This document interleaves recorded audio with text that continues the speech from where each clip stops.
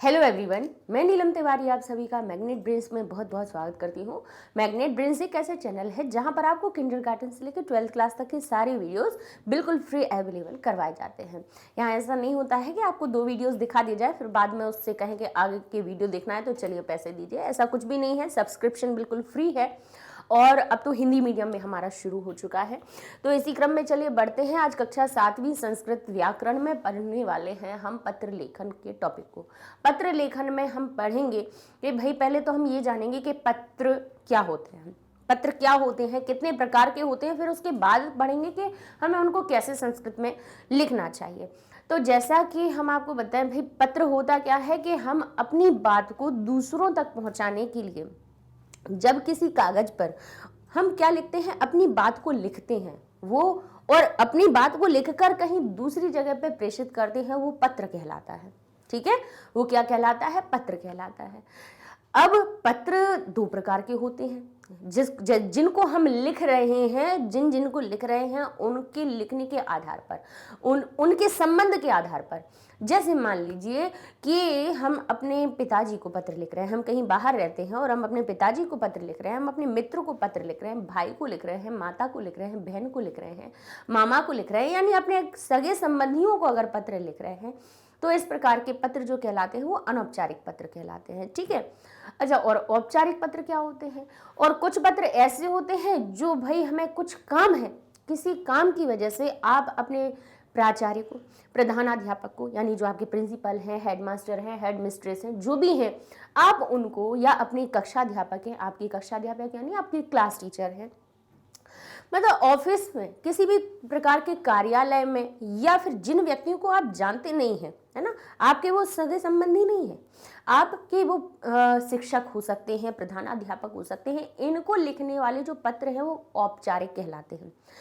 औपचारिक अनौपचारिक में अंतर क्या है? अंतर ये है कि जहां पे हम अपने सगे संबंधियों से बात करते हैं वहां पर हम इस प्रकार से भी पूछ लेते हैं कि मैं यहाँ कुशल से हूँ, आप भी, आशा करता हूँ कि आप भी वहाँ कुशल से होंगे, और अब आप अगर कहीं बाहर रह रहे हो तो आप क्या कहोगे? मेरी पढ़ाई अच्छी चल रही है, मेरी ये वाली परीक्षा हो चुकी है, आगे ये वाली होनी है, और मैं कुशल से हूँ। अगर आप पैसे मंगवाना चाहते हो तो आप कहोगे कि मुझे इस चीज़ के लिए या इस काम के लिए मुझे पैसों की ज़रूरत है, तो आप मुझे पैसे भिजवा दीजिए। अब ये अपने पिता से, माता से, भाई से, बहन से, इस प्रकार की आप बातचीत कर सकते हो, है ना।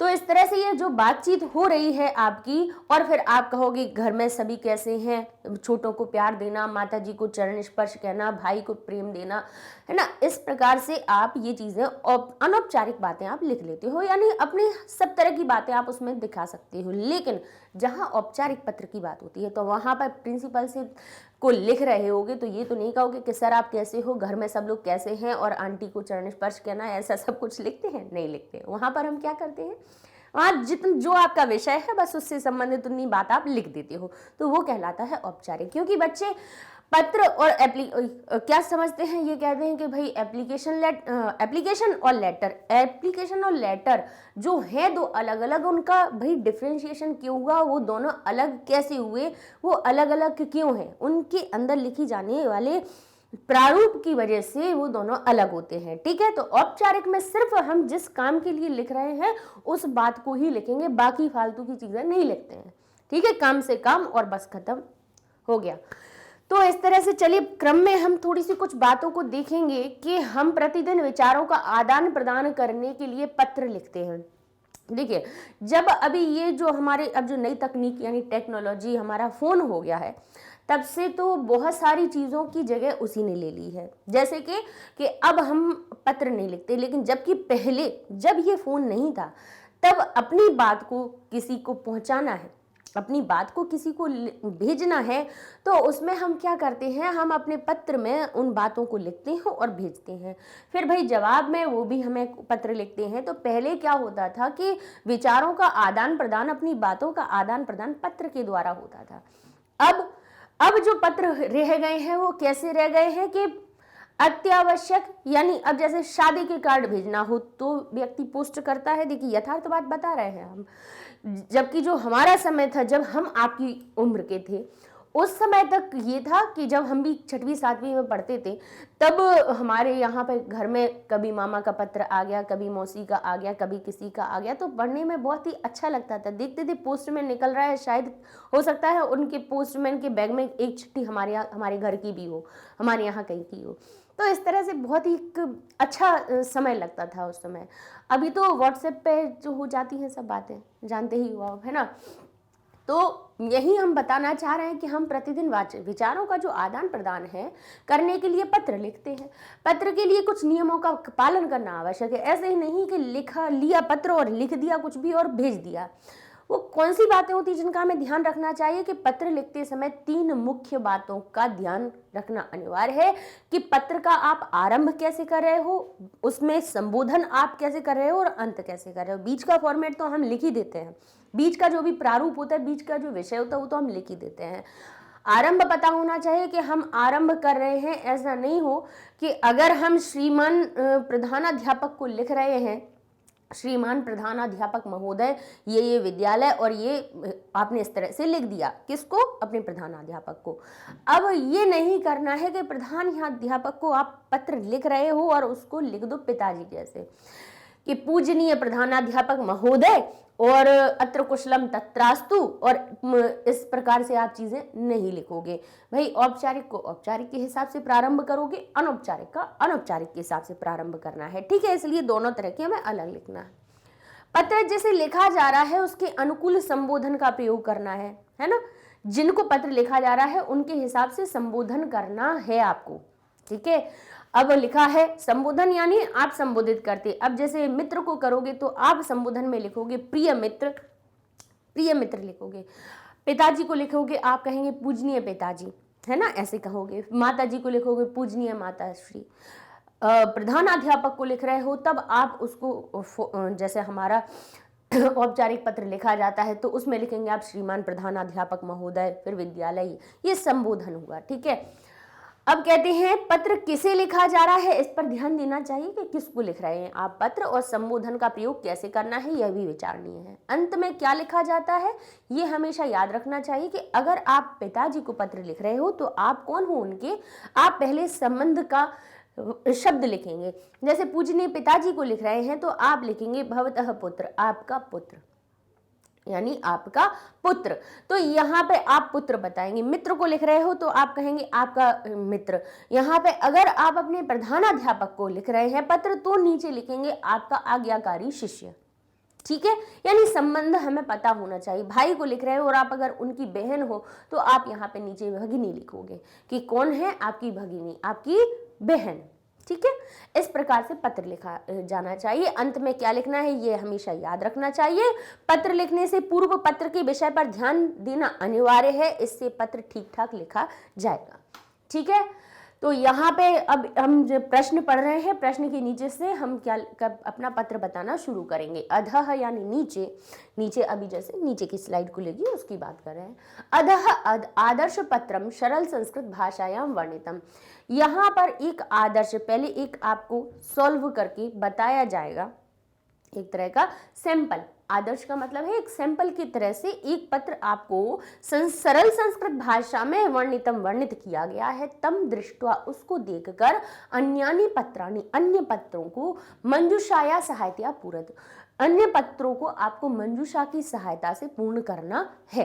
तो हम पहले नीचे लिखा हुआ जो संस्कृत में वर्णित है एक जो हमारा पत्र उसको देखेंगे और फिर उसके अनुसार जितने आपकी पुस्तक में कम से कम 5 या 6 दिए हुए हैं तो उनको हम अंत में पूरा करेंगे, ठीक है। इसको देख कर ही इसी की तरह से हम नीचे वाले पत्रों को अपना पूरा करेंगे, ठीक है। अब जैसे मान लीजिए औपचारिक पत्र कर रहे हैं तो आप लिखते समय ध्यान दीजिएगा कि अगर औपचारिक पत्र लिख रहे हैं तो उसको अपने बाएं हाथ से शुरुआत करेंगे। तो देखिए कहाँ से शुरुआत हुआ, लिखा हमने प्रधानाध्यापक को लिख रहे हैं या प्रधानाचार्य को लिख रहे हैं तो लिखेंगे मान्याः यानी माननीय प्रधानाचार्य महोदया। फिर इसके बाद ये करने के बाद जो प्राचार्य हैं या प्रधानाध्यापक हैं आपके कहाँ के हैं, किस जगह के हैं, किसी विद्यालय के होंगे तो फिर हम दूसरे नंबर पे हम अपना विद्यालय का नाम लिखते हैं कि केंद्रीय उच्चतर माध्यमिक विद्यालय। कहाँ का विद्यालय है, वो विद्यालय किस नगर में है, इसको लिख देंगे, कहेंगे दिल्ली नगरम। अर्थात ये 3 चीजें आपको लिखनी है। ठीक है, आप इस प्रकार से शुरू करेंगे। कई बार यहां से यहां पर हम सेवायाम भी लिखते हैं, सेवायाम। सेवायाम का मतलब होता है सेवा में। सेवा शब्द हमारा कैसा है, आकारांत शब्द है, सप्तमी विभक्ति में मैं का अर्थ जुड़ जाता है, तो सेवा शब्द बन गया सेवायाम, यानी सेवा में। सेवा में किसकी सेवा में लिख रहे हो आप, मान्यः प्रधानाचार्य महोदयः, प्रधानाचार्य महोदय केंद्रीय उच्चतर माध्यमिक विद्यालय, जिस विद्यालय के प्राचार्य हैं या प्रधानाध्यापक हैं या प्रधानाचार्य महोदय हैं, उनको हम यहाँ पे उनके विद्यालय का नाम लिखेंगे, फिर लिखेंगे उनके शहर का नाम, कि ये जो विद्यालय है वो किस स्थान पर है उसको लिख दिया। विद्यालय तो बता दिया, लेकिन भाई किस नगर में है ये तो बताओ, तो ये हो जाएगा दिल्ली नगरम। ठीक है, इतना होने के बाद फिर हम अपना पत्र शुरू करते हैं। तो यहाँ लिखेंगे आदरणीय, ये अब आपने संबोधित करते हुए उनको बोला। ठीक है, आदरणीय। क्या लिखेंगे, सविनय प्रार्थयेत, सविनयम प्रार्थये यत, यानी सविनय के साथ में प्रार्थना कर रहा हूं कि, सविनय के साथ प्रार्थना है कि गत रात्रौ, यानी बीती रात्रि में, अहम मैं, रोगिण रोग के द्वारा, आक्रांतः आसम, आक्रांत हो गया हूं, यानी ग्रसित हो गया हूं, मुझको रोग हो गया है। ठीक है, अहम विद्यालय में, विद्यालय में, आगंतुम असमर्थ अस्मि, मैं विद्यालय में आने में तो आगंतुम, आने में असमर्थ अस्मि, असमर्थ हूं। अब जब अहम कर रहे हो तो आपकी जो क्रिया बनेगी कि मैं हूं, अब हूं के लिए अस्मि शब्द का प्रयोग करेंगे। मैं विद्यालय में विद्यालय आने में असमर्थः अस्मि, अतः इसलिए दिन द्वयस्, इसलिए 2 दिन का अवकाशम प्रदाय, अवकाश प्रदान करके मम अनुग्रहणातु, मुझको अनुग्रहित कीजिए। ठीक है, बस इतना हो गया आपका। अब इसके बाद और कुछ नहीं लिखना है, इसके बाद और कोई नमस्कार चमत्कार नहीं लिखना है कि माताजी को प्रणाम, पिताजी को प्रणाम, ये सब चीजें नहीं लिखनी है, भाई बंधु को प्यार, ये सब नहीं लिखना है। यहाँ तक अनुग्रहित कीजिए, आपने अपनी बात को सही तरह से बता दिया। इसके बाद यहाँ से शुरू हुआ है, बाएं हाथ से शुरू हुआ है, दाएं हाथ पे खत्म होगा। यहाँ लिखेंगे भवताम, यानी आपका आज्ञाकारी शिष्य, आपका आज्ञाकारी शिष्य जो भी नाम होगा आप उसको लिखेंगे। कक्षा भी आप यहाँ पर लिख सकते हैं, कक्षा सप्तमी, कक्षा सप्तमी भी लिख सकते हैं। तो ये आपका इस प्रकार से पत्र हो जाएगा। लेकिन देखिए, अब इतनी अच्छी बात है कि अब आपको पूरा नहीं लिखना है पत्र।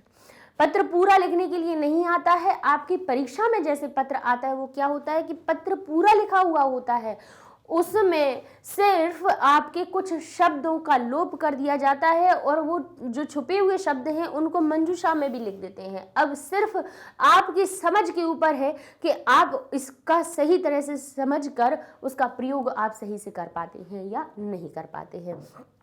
पूरा पत्र लिखा हुआ होता है, सिर्फ हमें क्या करना होता है, हमें सिर्फ रिक्त स्थान में उन शब्दों को भरना है और पत्र को पूरा का पूरा करके लिख देना है। ठीक है, तो चलिए इस प्रकार से अब इसी क्रम में दूसरा हमारा पत्र आता है। पितरम प्रति लिखितम पत्र मंजूषाया प्रदत्त शब्दै पूर्यत, पिता के प्रति पत्र आपको लिखना है जो मंजूषा में प्रदत्त सहायताओं की द्वारा।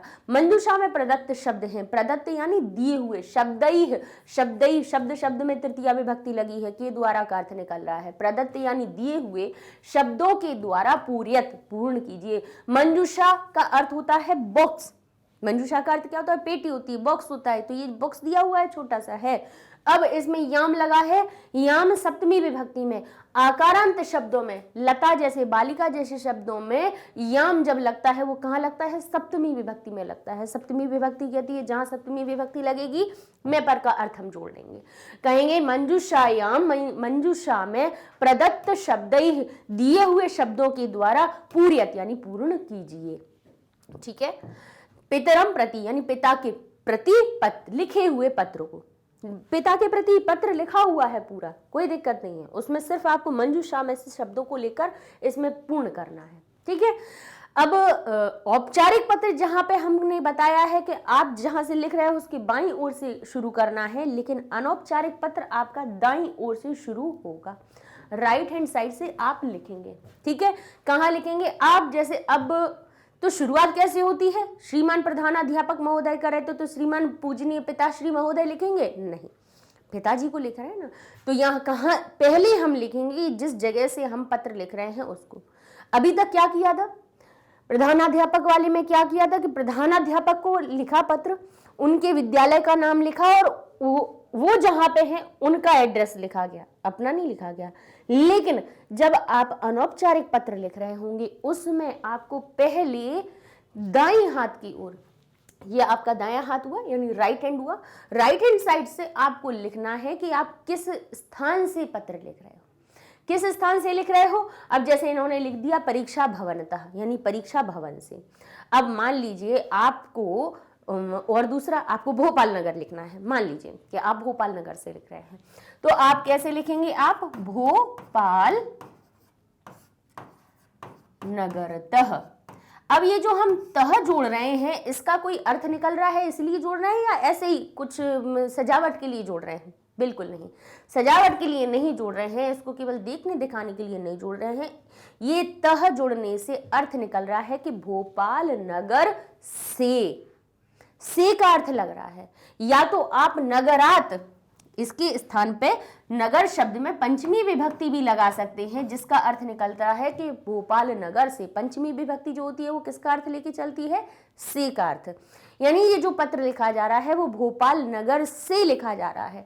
अब से के या तो नगरात लिख दीजिए, नहीं तो नगर तह लिख दीजिए, तब भी आपका से का अर्थ निकलेगा। यानी यहाँ पे हमें उस नगर का नाम लिखना होता है जहां से आप पत्र को लिख रहे हैं। तो यहाँ लिख दिया परीक्षा भवनतः, क्योंकि अब भाई आप जो पत्र लिख रहे हो वो घर में से तो नहीं लिख रहे हो, परीक्षा भवन से लिख रहे हो, इसलिए यहाँ पे परीक्षा भवनतः लिख दिया गया। ये परीक्षा भवन की बात है, ऐसा नहीं है कि हम अपने मामा को भी पत्र घर से ही लिख रहे हैं फिर भी लिख दे परीक्षा भवनतः, नहीं, तब आप अपना पता लिखिएगा, ठीक है। फिर दूसरे नंबर पे आती है हमारी तिथि।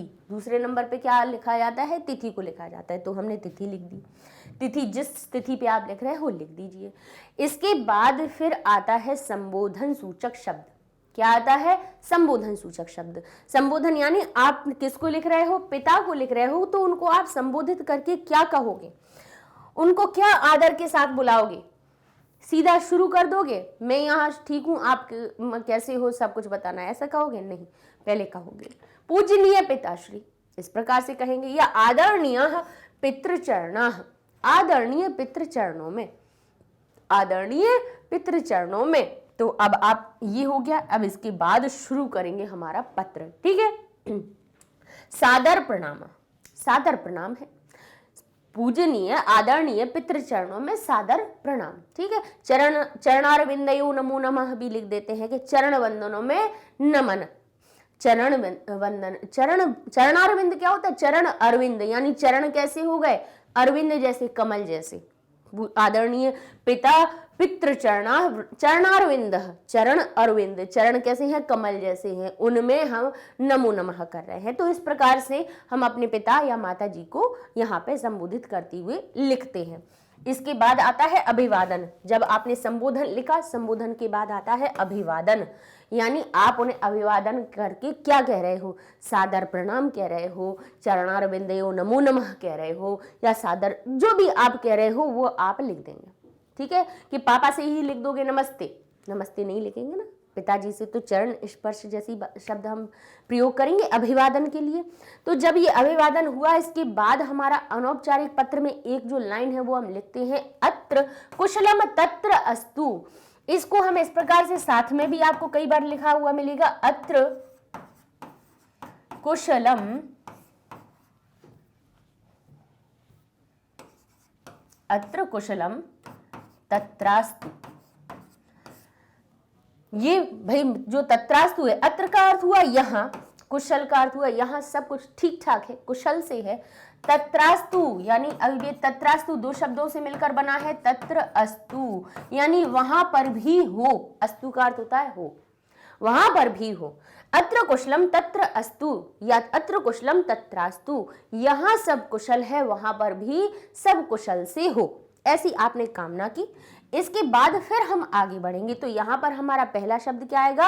अत्र कुशलम तत्र, देखिए अस्तु है क्या कहीं पे? हाँ, हैं, ये लिखा हुआ है, तो हम यहां लिख देंगे अस्ति। ठीक है, अब कहेंगे समाचार अयम अस्ति। समाचार यह है कि किससे बनता है, यत से बनता है। हिंदी में हम लिखते हैं ना समाचार यह है कि, आगे बात यह है कि जो होता है छोटी की मात्रा वाला वो बनता है यत से। अयम अस्ति यह है कि, समाचार अयम अस्ति यह, यत मम मेरी, मेरे, अब मेरा, मेरी या मेरे, मम शब्द है, मम कहां से आता है, अस्मद शब्दों से। अस्मद का अर्थ होता है मैं। अस्मद शब्द की षष्ठी विभक्ति में आप देखेंगे अस्मद शब्द जो मैं है वो बन जाता है मम। मम का अर्थ होता है मेरा, मेरी, मेरे। क्यों, बोले षष्ठी विभक्ति जहां लगती है वहां काकी के का अर्थ निकलता है या रारी रे लग जाता है। अब आप कहोगे काकी की तो समझ में आता है, रारी रे कहाँ लगता है, तो लगता है, बताइए कहां पे लगता है, मेरा, मेरी, मेरे, तो रा री रे जहां समझ में आए समझ जाना, यहाँ संबंध बताया जा रहा है, षष्ठी विभक्ति लगी हुई है। तो ये जो मम शब्द है कहाँ से आया है, हमें पता होना चाहिए भाई। जो हम मम लिख रहे हैं या अस्मद लिख रहे हैं, कहीं अहम लिख रहे हैं, यही देखिए अस्मद का प्रथमा विभक्ति का शब्द अहम है मैं, और वही षष्ठी विभक्ति का वही अस्मद का ही रूप है, लेकिन वो षष्ठी विभक्ति। यहाँ ये केवल मैं का अर्थ बता रहा है, यहाँ मेरा आ गया, यहाँ पे मैं के साथ में काकी के जुड़ गया। अब मैं का कहना तो सही नहीं लगता है ना, इसीलिए उसको मेरा कह देते हैं हिंदी में। ठीक है, तो कहेंगे समाचार यह है कि, अब मेरा, मेरी या मेरे। अब देखेंगे आगे क्या सही लगता है, मेरा सही जुड़ेगा, मेरी कहेंगे या मेरे कहेंगे। परिणाम घोषित, परिणाम घोषित हो गया है तो मेरी, अब हमने उसको मेरी कह दिया कि मेरी परिणाम घोषित हो गया है। उद्घोषित हुआ है तो किसका हुआ है, माता का हुआ है क्या। अर्धवार्षिक परीक्षा या अर्धवार्षिक परीक्षा का या परीक्षा में। अब आप कहोगे एक जगह आपने कहा का, एक जगह कहा मैं, तो हम हमेशा कहते हैं कि इसीलिए शब्द रूप याद करवाए जाते हैं। शब्द रूप जैसे अभी मान लीजिए कि हमने जैसे लता के शब्द रूप आपको याद करवाए, और लता के शब्द रूपों में हम प्रथमा विभक्ति से थोड़ा सा यहाँ पे लिख रहे हैं, प्रथमा, द्वितीया, तृतीया, चतुर्थी, पंचमी, षष्ठी और सप्तमी। देखिए रटना हर एक चीज का सॉल्यूशन नहीं है ना, हर एक चीज का हल रटना नहीं है, समझ लीजिए। तो क्या होता है जब हम इनका हमें अर्थ, अब दो तरह से देखिए, दो जगह परीक्षा लिखा है, एक जगह यहाँ पे परीक्षा लिखा है, एक जगह यहाँ परीक्षा लिखा है। अब परिणाम घोषित हुआ है तो आप ये वाली परीक्षा लिखेंगे या ये वाली परीक्षा लिखेंगे, पता तो होना चाहिए कि भाई परीक्षा याह वाला आप लिखोगे या केवल परीक्षा यम वाला लिखोगे। तो इसके लिए आप देखिए लता के शब्द रूपों को, तो लता का प्रथमा विभक्ति में बनता है लता, द्वितीय विभक्ति, ये सब हम अभी एक वचन वाले आपको रूप बता रहे हैं। कौन से बता रहे हैं, एक वचन वाले। तो प्रथमा विभक्ति में लता बनती है लता, द्वितीय विभक्ति में बनती है लताम, तृतीय विभक्ति में बनती है लतया, चतुर्थी विभक्ति में बनता है लतया, चतुर्थी विभक्ति में बनता है लतायई, पंचमी में बनता है लतायाह, षष्ठी में भी बनता है लतायाह, और सप्तमी में बनता है लतायाम। यानी आकारांत जितने भी शब्द होंगे, आकारांत का मतलब जो बड़े आ की मात्रा से शब्द अंत हो रहे होंगे, विद्या, शिक्षा, लता, माला, परीक्षा, सभा, जो भी बड़े आ की मात्रा से अंत हो रहे होंगे शब्द, उनके शब्द रूप इस प्रकार से बनेंगे। अब रूप तो बन गए, इनके अर्थ क्या निकलेंगे, तो भाई प्रथमा विभक्ति कहती है, प्रथमा कहाँ लगाई जाती है, कर्तरी प्रथमा, कर्ता में प्रथमा विभक्ति लगाई जाती है, कर्ता ने, यानी प्रथमा विभक्ति के शब्द में हम ने का अर्थ लगाएंगे, द्वितीय विभक्ति के शब्द में हम को का अर्थ लगाएंगे, कर्ता ने कर्म को। अब अगर यहाँ पे लाइन से देखा जाए तो प्रथमा विभक्ति किससे जुड़ी हुई होती है, कर्ता से, द्वितीय विभक्ति कर्म से, तृतीय विभक्ति करण से, चतुर्थी विभक्ति संप्रदान से, पंचमी विभक्ति अपादान से, षष्ठी जो हमारी षष्ठी विभक्ति है वो संबंध से, और सप्तमी विभक्ति हमारी अधिकरण से। अब भाई कहोगे विभक्तियों और कारक से क्या अर्थ निकल रहा है, तो कर्ता ने, चिन्ह हमने याद करे हैं, याद तो बच्चों को सब होते हैं, कर्ता ने कर्म को करण से, संप्रदान के लिए अपादान से, संबंध काकी के संबोधन में पर, सब याद है, लेकिन यहां भूल जाते हैं कि भाई इन्हीं कारकों के हिसाब से हमने विभक्ति लगाई कि कर्तरी प्रथमा, कर्मणि द्वितीया, कर्णे तृतीया, संप्रदाने चतुर्थी, अपादाने पंचमी, अधिकरणे संबंधे षष्ठी, अधिकरणे सप्तमी। हमने ये विभक्तियां तो लगा दी, लेकिन विभक्ति के साथ में हमने उस शब्द में प्रत्यय भी लगा दिए। लेकिन उन प्रत्ययों का अर्थ क्या निकला? उन प्रत्ययों का ये अर्थ निकला कि अगर प्रथमा विभक्ति जिस शब्द में लगी हुई है तो कर्ता का चिन्ह होता है ने, तो उस शब्द में ने का अर्थ जुड़ जाएगा। जहां पे कर्म, कर्मणि द्वितीया, जहां पे जिस शब्द में द्वितीय विभक्ति लगी होगी उसमें कर्म का चिन्ह होता है को, तो उस शब्द में को का अर्थ जुड़ जाएगा। जहां क्या होगा? कर्ण, कर्ण के हिसाब से कर्णे तृतीय विभक्ति जिस शब्द में लगी होगी उसमें कर्ण का चिन्ह से या के द्वारा जुड़ जाएगा। तो यहां देखिए लता ने, प्रथमा विभक्ति एक तो नाम बताने के लिए भी प्रयोग होती है और कर्ता बनाने के लिए भी होती है। ठीक है, यह लता है तब भी कहेंगे एषा लता, और कहेंगे लता पढ़ती है तब भी कहेंगे लता पठती। ठीक है, तो प्रथमा विभक्ति संज्ञा में भी प्रयोग होती है और कर्ता में भी प्रयोग होती है। अब ये चीज हम इसलिए बता रहे हैं क्योंकि ये जो याम और याह दो शब्द हमारे पास आए, तो परीक्षा आप कौन सी लिखोगे यहाँ पर कि मेरी परीक्षा परिणाम घोषित हो गया है, तो कौन सी परीक्षा आएगी बताइए। इसमें परीक्षा के दो शब्द हैं, तो उनको पहचानने के लिए हमें देखना पड़ेगा कि इन दोनों में एक जगह लिखा है परीक्षा याह और एक जगह लिखा है परीक्षा याम, तो दोनों का अर्थ क्या निकल रहा है। तो लता में देखिए इसका अर्थ निकला लता ने, इसका अर्थ निकला लता को, लता के द्वारा, लता के लिए, लता से, क्योंकि कर्ता ने, यहीं से चुन्नी जोड़ते जाइए, कर्ता ने कर्म को करण से, संप्रदान के लिए, अपादान से, संबंध काकी के और अधिकरण में। तो यहाँ पे अर्थ क्या निकल रहा है? लता, लतायाह का अर्थ क्या निकल रहा है? संबंध कारक में काकी के, यानी लता का, लता की या लता के, काकी के। और याम में क्या जुड़ रहा है? अधिकरण में अर्थ निकल रहा है में का, तो कहेंगे लतायाम यानी लता में या हमारी लता पर। ठीक है, तो अब जहां याम लगा है उस परीक्षा में आप जोड़ दिए में का या पर का अर्थ जोड़ दीजिए कि परीक्षा में या परीक्षा पर, और याह लगने से हम अर्थ क्या निकालेंगे? या तो का, परीक्षा का, परीक्षा की या परीक्षा के, ये दो अर्थ निकलेंगे। अब बताइए यहां पर जो अर्थ निकल रहा है वो कौन सा आएगा कि समाचार अयम अस्ति यत्, समाचार यह है कि मेरी अब क्या परिणाम घोषित हो गया है। परीक्षा में परिणाम घोषित हो गया है या परीक्षा का परिणाम घोषित हो गया है? बताइए कौन सा सही होगा। अब आ रहा है समझ में? कौन सा लगाएंगे आप? अर्धवार्षिक परीक्षा याह, यानी अर्धवार्षिक परीक्षा का, वार्षिक में जो अर्ध होता है यानी हाफ, अर्ध का अर्थ हुआ हाफ, वार्षिक का हुआ ईयर, तो कहेंगे अर्धवार्षिक, हाफ ईयरली एग्जाम। ठीक है, तो यहां हो जाएगा अर्धवार्षिक, अर्धवार्षिक, और यहां हम लिख देते हैं इसका पूर्ण करके परीक्षा याह। ठीक है, अर्धवार्षिक परीक्षा या परिणाम, यानी अर्धवार्षिक परीक्षा का परिणाम उद्घोषित हो गया है। भगवान आप प्रसन्न भविष्यति, आप प्रसन्न होगे। अब कैसे प्रसन्न होगे? अस्तु तो हम लिख ही चुके हैं, अर्धवार्षिक परीक्षा या हम लिख चुके हैं, अब आप यहाँ पे भगवान का अर्थ क्या हुआ? आप परीक्षा में प्रसन्न होगे। आप मातरम, द्वितीय विभक्ति, मां हलंत जहां दिखाई दे द्वितीय विभक्ति को का अर्थ जोड़ देना।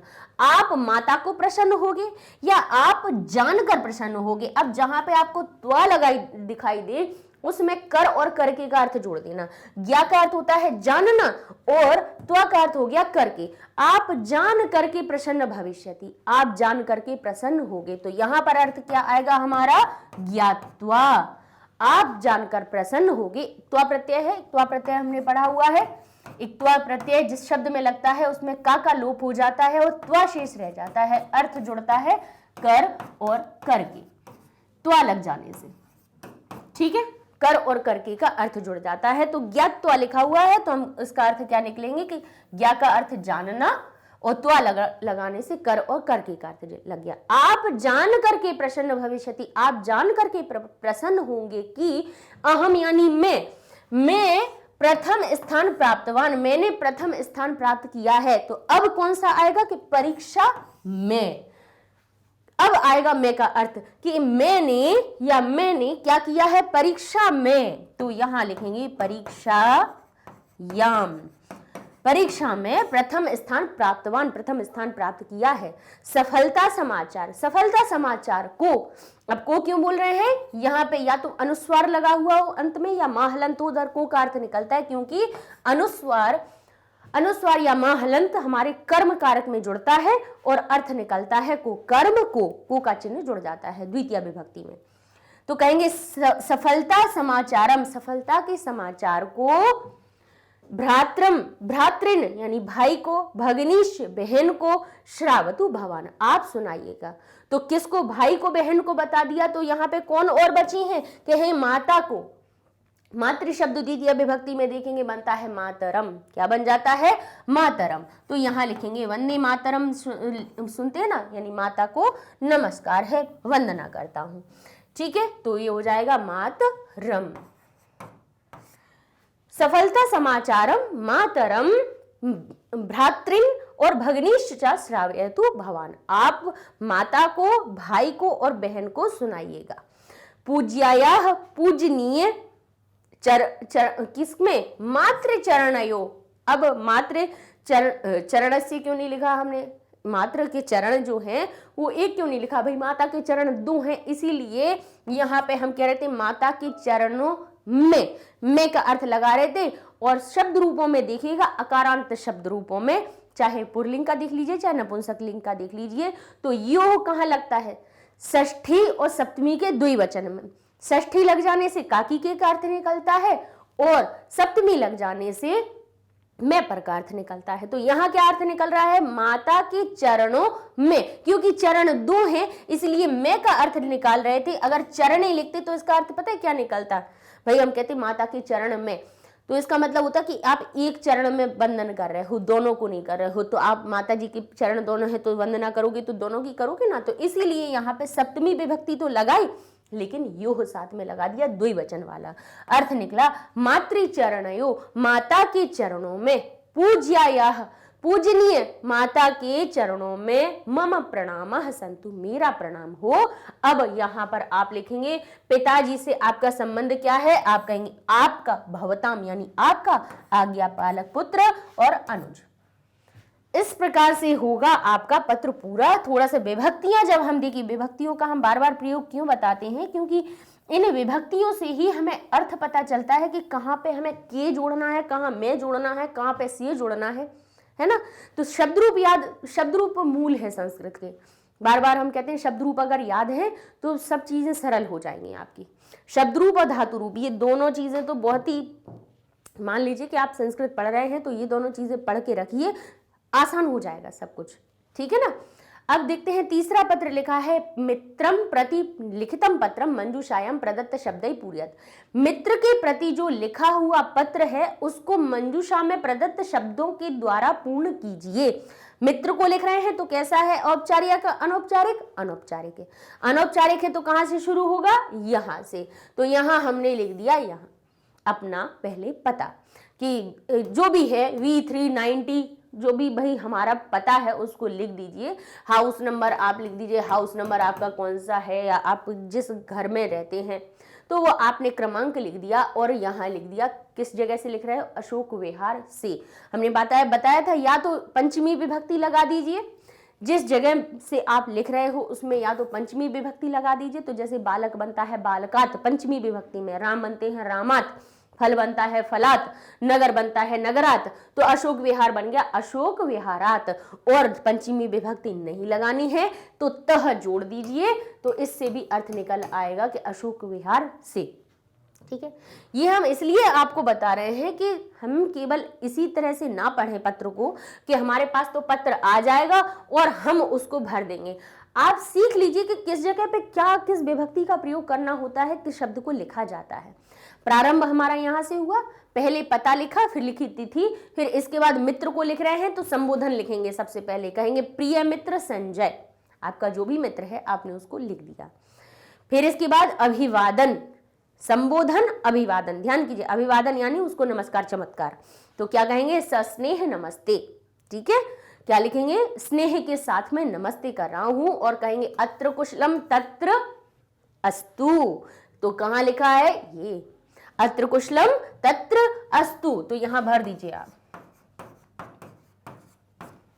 अधुना, अधुना यानी अब, अधुना यानी अब, अब अयम यत, यह है कि, यत का अर्थ क्या हुआ, निकला कि।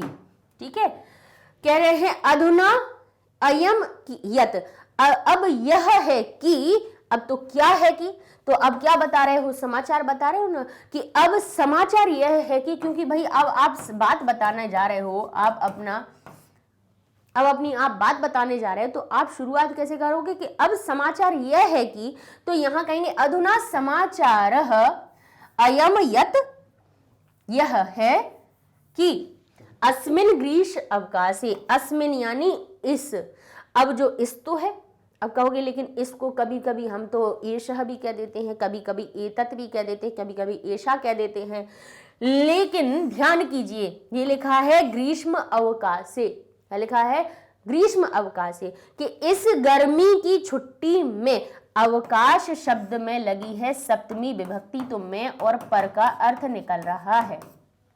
तो ये जो इस शब्द बनेगा कहां से बनता है हमारा, एतत् और इदम शब्द से यह के रूप बनते हैं, एतत् और, ध्यान कीजिएगा थोड़ा सा हमें व्याकरण देखिए, व्याकरण जितनी अच्छी हो जाएगी ना आपकी हर चीजें आसान हो जाएंगी। जैसे लिखा है इदम या लिखा है हमारा एतत्, ठीक है, इदम के जो शब्द रूप होते हैं, ध्यान कीजिएगा, इदम के शब्द रूप में जो अस्मिन शब्द आता है वो सप्तमी विभक्ति में आता है। किस में आता है, सप्तमी विभक्ति में।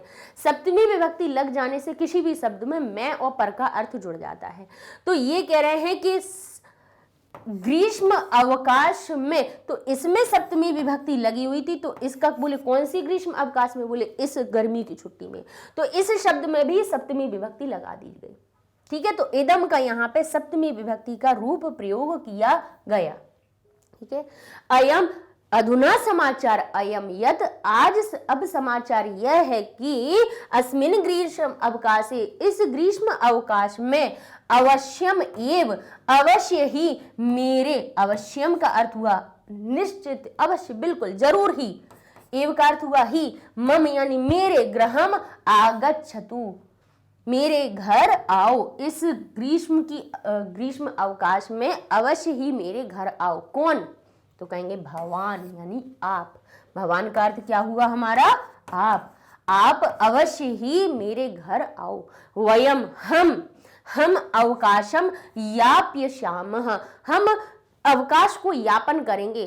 कैसे यापन करेंगे, बोले करोमि, करता हूं, तो ये तो नहीं आएगा। अस्तु यानी हो, नहीं होगा। समाचार रहकर हम करेंगे, अवकाश यापन करेंगे, नहीं करेंगे। कहेंगे मिलित्वा, मिल करके, त्वा आ गया तो अर्थ क्या निकला, त्वा यानी करके, तो यहां आ जाएगा मिलित्वा, मिल करके, मिलित्वा अवकाशम यापयिष्यामि, यापन करेंगे। आशा, आशा है, आशा है कि, आशा को करोमि, करता हूं, आशा करता हूं कि, अच्छा करोमि का अर्थ क्या निकल रहा है, करता हूं, क्योंकि क्री धातु है, करना अर्थ निकल रहा है इसका, और जो मी लगा हुआ है, मी कहाँ आता है, हमने लट लकार की धातुएं पढ़ाई हुई हैं, उसमें क्या बताया है, तीतः अंति सीतः था आमी आवह आमा, आमी जो शब्द बनता है वो मैं के साथ में लगाया जाता है। तो मैं करता हूं, मैं पढ़ता हूं, मैं करता हूं, मैं देखता हूं, हूं का अर्थ मी से निकल आता है, जहां पे अंत में नहीं, यानी मैं आशा करता हूं कि, यत से निकला कि, भगवान आप मम प्रार्थना, मेरी प्रार्थना को क्या करोगे, स्वीकृत शीघ्रम, स्वीकार करके, शीघ्रम एव, शीघ्र ही, एव का अर्थ क्या होता है, ही, शीघ्र ही उत्तरम दास्यति, उत्तर दोगे। ग्रहे, घर में, माता पित्रोह, माता और पिता के, यानी अकेली माता नहीं, पिता भी, दोनों लोग साथ में हैं, तो वही षष्ठी विभक्ति का लगा दिया। ओ की मात्रा और विसर्ग लगा दिया। माता और पिता के चरणों में, माता पिता के चरणों में। अब आप कहोगे एक जगह ओ की मात्रा विसर्ग के साथ में आप के का अर्थ जोड़ रहे हो और एक जगह आप क्या चरणों में मैं का अर्थ जोड़ रहे हो। तो हम आपको बताएं, शब्द रूपों को जरा देखिएगा। तो लता शब्द में यहां पे लता शब्द का अगर षष्ठी विभक्ति और सप्तमी विभक्ति का द्विवचन का अगर आप रूप देखेंगे, इसका देखेंगे द्विवचन का रूप देखेंगे, तो लता बनता है लतयोः, लतयोः, और जैसे बालक बनता है बालकयोः। ठीक है, सप्तमी में भी लतयो बनता है और बालकयो बनता है, यानी जो योह होता है वो षष्ठी में भी यानी काकी के का अर्थ भी जोड़ देता है और मैं पर का भी अर्थ जोड़ देता है। ठीक है, तो यहां पर हमने कहा माता पिता के चरणों में, दोनों दो चरण है इसलिए द्विवचन का रूप लिखा। माता पिता के चरणों में मम प्रणामः कथनिया, मेरा प्रणाम कहना। ठीक है, तो कहीं पे भी भाई जो शब्द हैं उनमें हमें कहीं पे भी समस्या नहीं रहनी चाहिए कि यहाँ पे भी यो था तो इधर काकी के का अर्थ जोड़ रहे थे, यहाँ पे यो था तो मैं पर का अर्थ जोड़ रहे थे। तो भाई जो शब्द रूप है उनको थोड़ा ध्यान से देखिए। और हम तो ये कहते हैं कि आपको अभी चाहे अब हम आगे चल के आपको संवाद लेखन करवाएंगे, चित्र वर्णन करवाएंगे, चित्र आधारित प्रश्न करवाएंगे, तो उन सभी में हर एक चीज में ये याद रखिए कि हमें जो विभक्तियां लग रही हैं उनका अर्थ क्या निकल रहा है, और वो क्लियर होगा आपका शब्द रूपों से। शब्द रूप का एक वीडियो देख लीजिए, हमने जो बनाया है उसको देख लीजिए, उसमें हमने हर एक शब्द के साथ में चिन्हों को जोड़ना सिखाया है कि कैसे हम चिन्ह को जोड़ते हैं और कैसे हम संस्कृत का परिवर्तन हिंदी में कर सकते हैं या हिंदी से संस्कृत में परिवर्तन कर सकते हैं। ग्रहे, घर में, देखिए मैं का अर्थ निकल रहा था तो क्या लगा दिया, सप्तमी ने लगा दी, गृह यानी घर, और मैं कर घर में माता पिता के चरणों में मेरा प्रणाम कहना। भवताम मित्र, आपका मित्र, विनय, और आपका पत्र हो गया। ठीक है, लीजिए, तो इस तरह से ये आपका तृतीय पत्र भी हो जाता है। नेक्स्ट वीडियो में आपके 2 पत्र और रह गए हैं, आपकी जो किताब है उसके अनुसार, तो 2 चौथा और 5वां ये 2 पत्र हम आपको अगले वीडियो में करवा देंगे। ठीक है, अच्छा, ये सारे वीडियोस आपको हमारी वेबसाइट पे भी मिल जाएंगे, ज़्यादा परेशान होने की ज़रूरत नहीं है कि यूट्यूब पे अगर आप कहीं ढूंढ रहे हो प्लेलिस्ट में कोई परेशानी आ रही है तो वेबसाइट पे देख लीजिए। आप magnetbrains.com लिखिए, यहाँ इंटर करेंगे, आपके सामने वेबसाइट पेज ओपन हो जाएगा और यहाँ पर आप देखिए क्लासेस दिखने लगेंगी। आप मान लीजिए क्लास 7 पे गए हैं तो यहाँ पे क्लास 7 के सब्जेक्ट्स की लिस्ट आ जाती है। अब उसमें संस्कृत का अलग पार्ट है जो हमने रुचिरा NCERT के सारे सॉल्यूशन करवाए हैं। NCERT में जो रुचिरा आपकी किताब है उसको हमने पूरा पढ़ाया है, उसके हर एक अर्थ को समझाया है, साथ साथ में प्रश्न उत्तर भी हल करवाए हैं। और जो आपकी संस्कृत व्याकरण है उसके लिए हम किताब जो है दिव्यम है, उसके अनुसार हम सारा पाठ्यक्रम आपको करवाते जा रहे हैं। तो आपको जो देखना है उस पर कीजिए क्लिक, तो आपके सामने लिस्ट हो जाएगी ओपन संस्कृत व्याकरण की।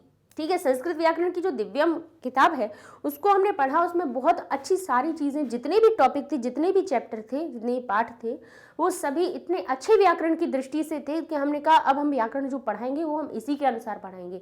NCERT ने आपके लिए कोई बुक की ही नहीं है लागू, सिर्फ रुचिरा के अंत में देखें तो 2-3 पेज में कुछ थोड़ी व्याकरण देती है वो, लेकिन उतनी पर्याप्त नहीं है। शुरुआत में ही व्याकरण अच्छी सीख लें तो आगे का बेस अच्छा हो जाएगा।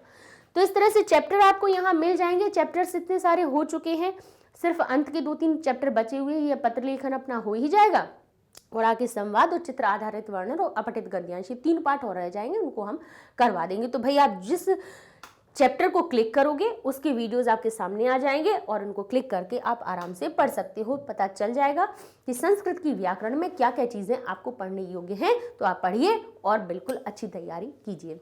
मिलते हैं नेक्स्ट वीडियो में। लाइक कीजिए, हमारे चैनल को भी सब्सक्राइब कीजिए और शेयर भी कीजिए, बच्चों को बताइए, उनका भी भला होगा। ठीक है, मिलते हैं नेक्स्ट वीडियो में, अगले बाकी के पत्रों को पूरा करेंगे। तब तक के लिए धन्यवाद।